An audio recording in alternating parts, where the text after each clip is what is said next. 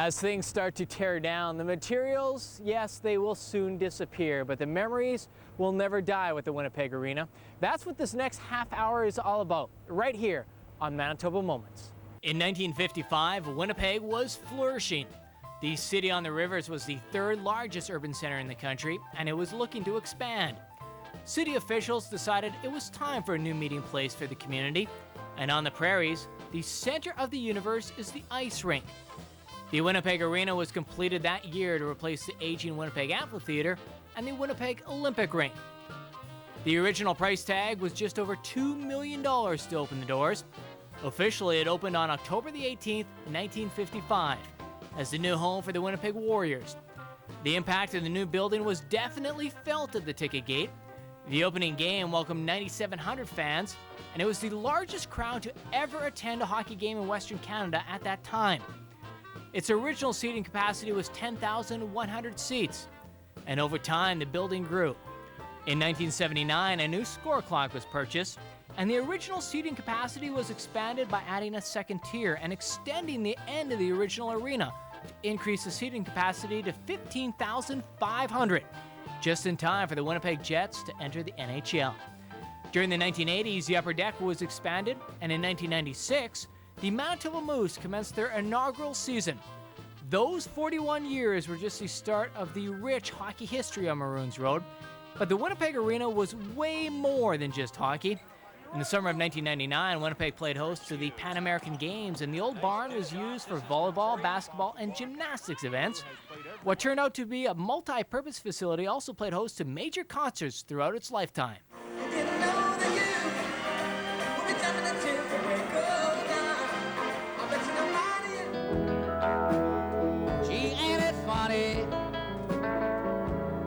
How time just slips away. Everybody's gone to the garden. As you look into the tree, somebody's shy, somebody's tired, somebody's moving.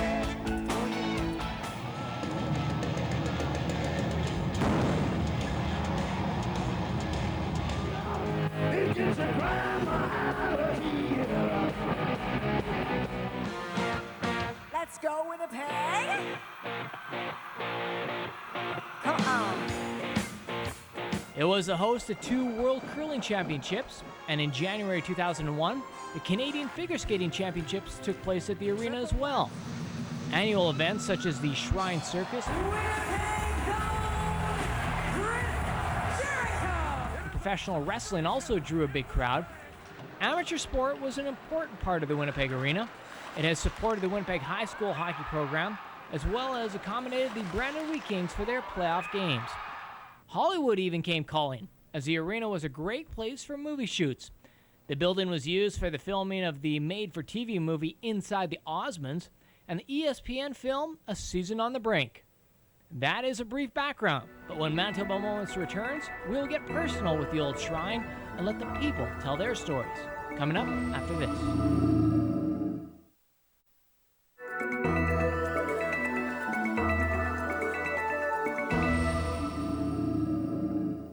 As the final bricks and the final girders get torn down, we now turn our attention to the players, the ones that thrilled us with their actions on the ice at the Winnipeg Arena.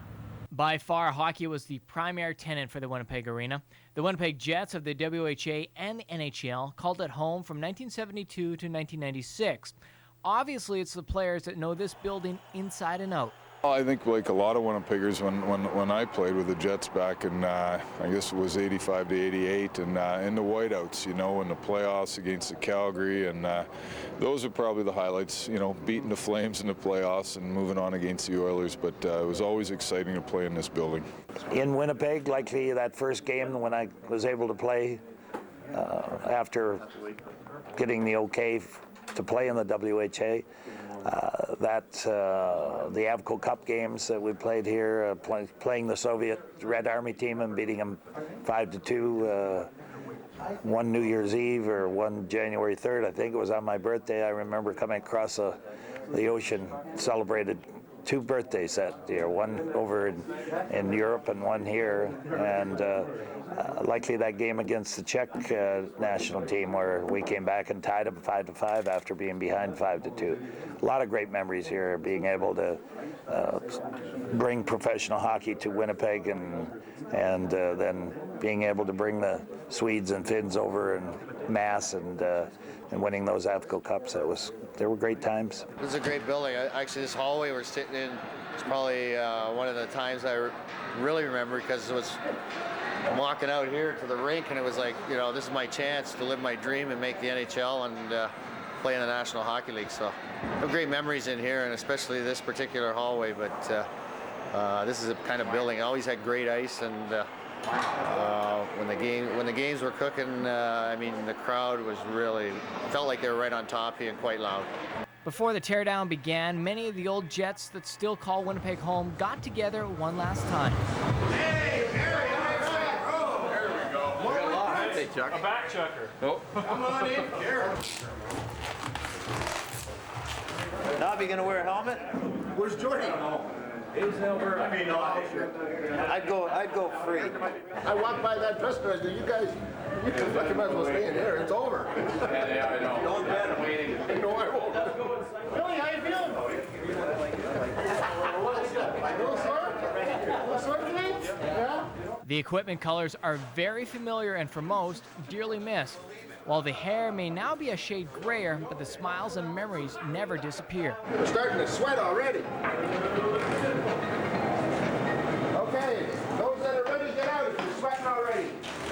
Get out there and cool off. He played for 6 NHL teams, so was selected on 5 times to play in the NHL All-Star Game. He is a full-time Stanley Cup champion and was the first captain of the Winnipeg Jets. Fans, please welcome number 51,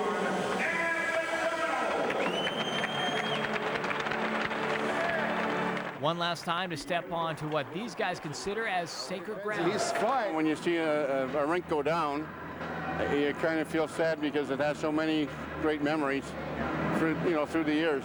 And because it was their last, these old Jets were not leaving anything behind. The Winnipeg Arena may not have the banners like an old Montreal Forum or a Maple Leaf Gardens, 2 arenas that have gone before the one on Maroons Road.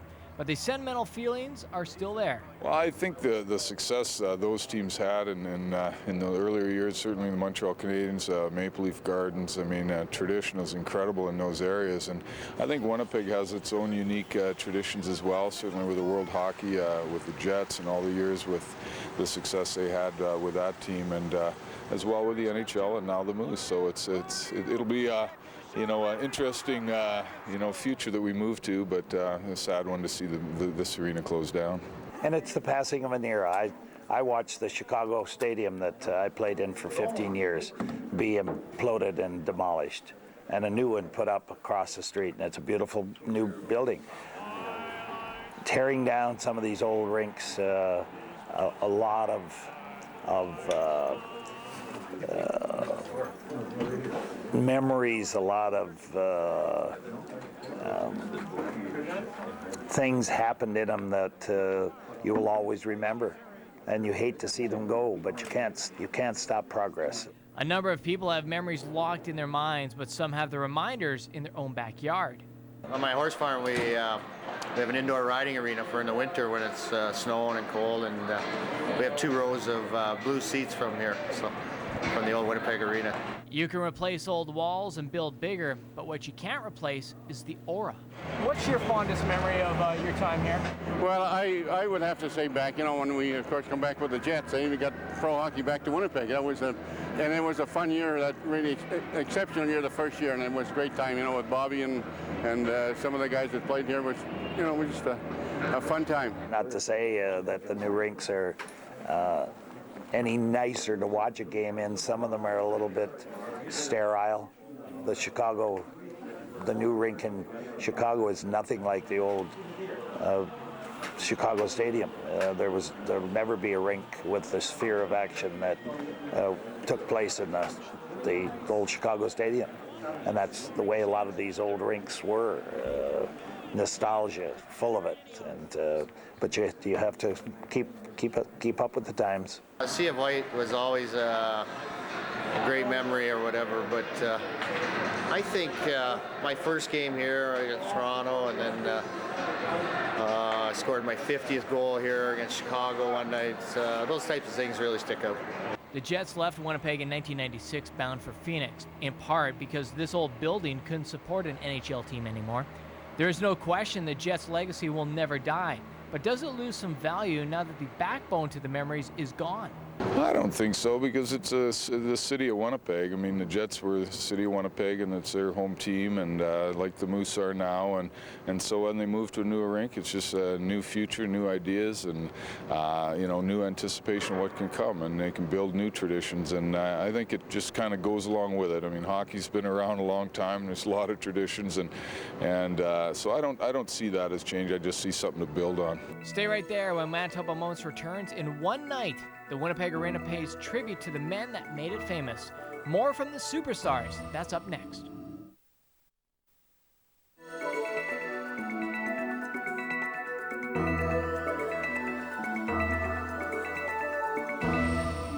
On a cold day in November of 2004, the final chapters were being turned on the 49-year-old building.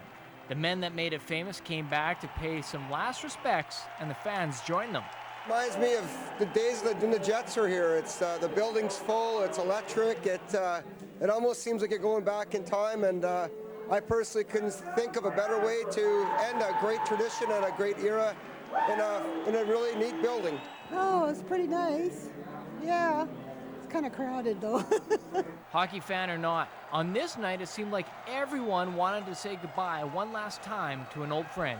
He was named the goaltender on the NHL's All-Rookie team in 1988, 89-90, and followed that up with the Vezina Trophy nomination as the NHL's best goaltender in 92-93. He is one of the best goaltenders in Winnipeg Arena history.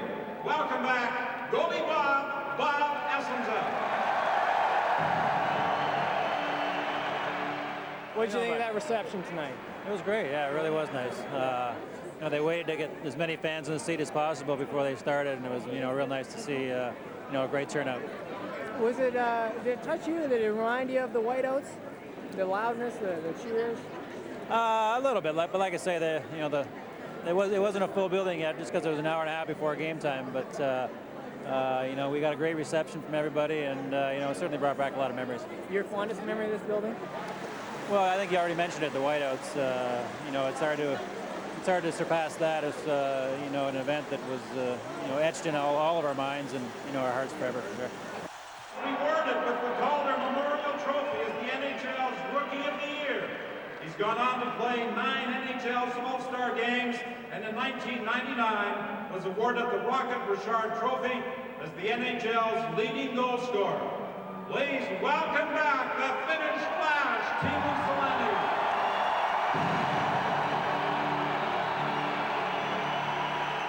Oh, it was awesome. You know, we all have great memories from this building and from these fans. So it's great to be part of it right now. What's your fondest memory of this building?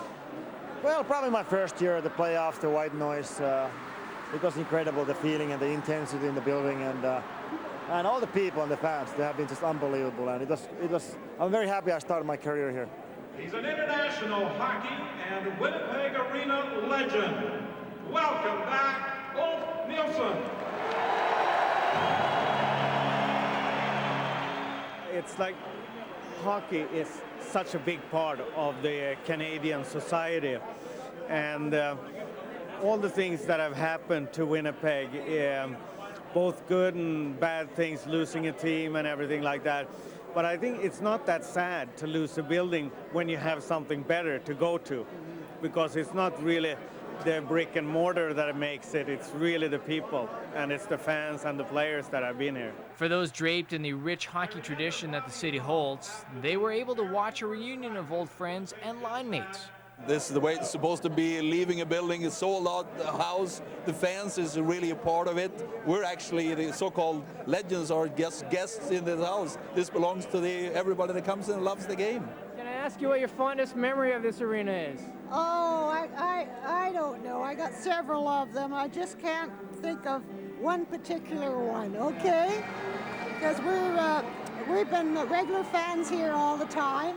I'm going to miss the history. I'm going to miss the memories. This is sort of the last piece of sort of that the Jets brought to our generation. Once the building closes and we go to the new building, it's not going to be there, that part again. And on this night, all the hockey teams that graced this ice were given their due, as the banners that hung with grace were removed for the last time.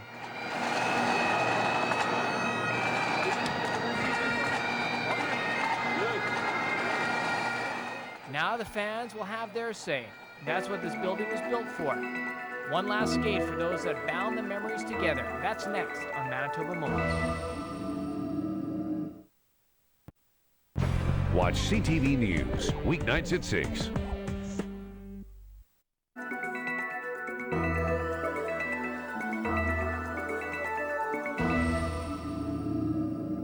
Many people thought the magic happened on the ice at the Winnipeg Arena, but that's not the case. The real magic happened in the stands. That's why the last day for the arena was saved for the fans.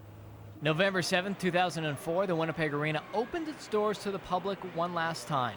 But it was fitting that the lockbox of memories would go out with a free skate for those that made this building so special, the public. The bulk of the skaters were not even old enough to remember the glory years that this building once housed, but they could still sense why it was so special. Well, it's the last skate and it's pretty fun. Here one last time, many memories from, well actually I shouldn't admit it, but this is the new arena. I remember the old arena on Osborne Street. Osborne and Broadway, so wow. A lot of memories here. Yeah, I just hope I can still skate. It's very important. We're here with relatives from BC, actually from all over Manitoba, and we're having a great time out here. I used to play hockey here when I was a kid, and it's just nice getting back on the ice here again. Well, it's really kind of neat. You know, first off, I have come here a lot of times for a lot of events, for watching the Jets as well as watching some of the Moose. Admittedly, not as much of the Moose games as the Jets, and ice capades and things like that. I've never skated on the ice before, so it's kind of a neat thing altogether. I've never skated on this ice surface. He's obviously never have, and he's only been here once to see a Moose game. And it's, this is it. I've seen a lot of hockey games here, and it was a fun place to come to. No longer going to be around, but oh well, it's time to move on. For most, it was one last time to catch a final glimpse of an old friend, and in a way, say their own goodbye.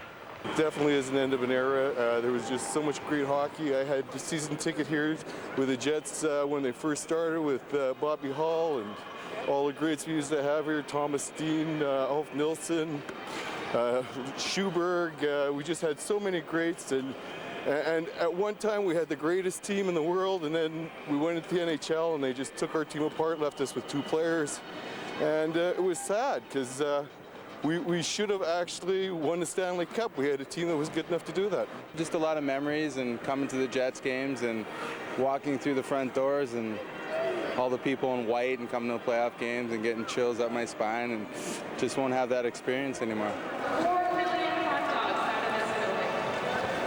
First time coming in, seeing the, I guess, you know, all the cool vibe that could have been with all the sporting events happening. It's looks like it's going to be a real shame. It looks like there's a lot of tradition here. It doesn't look like anyone's having a sad time. I think it's a mixed set of emotions.